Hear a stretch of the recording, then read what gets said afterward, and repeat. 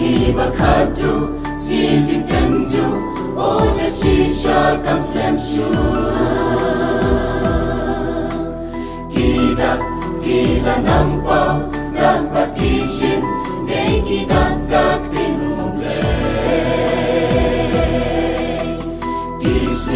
Siba Khadduh, JINGNGUH, oder Shisha kam Slemshu.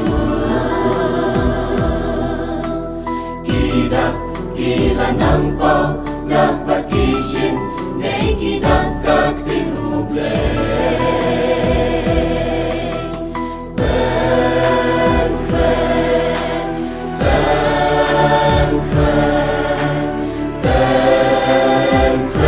Jisujan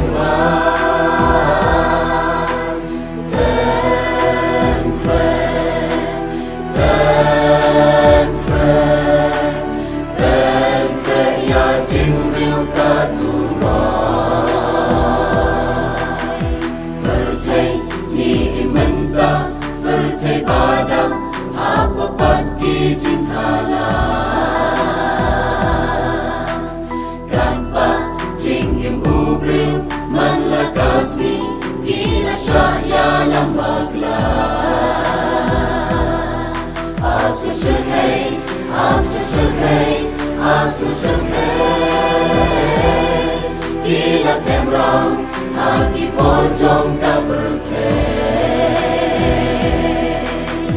Ben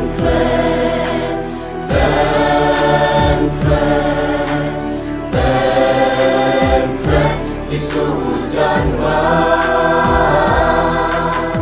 Ben kre,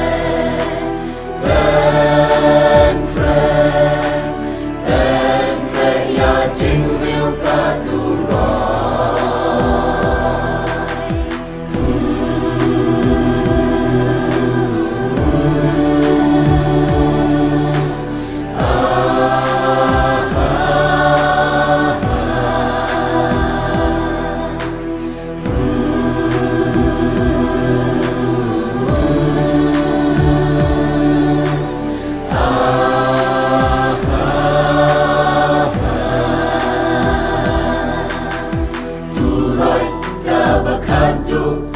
Sawasyen asya dopat banginghay.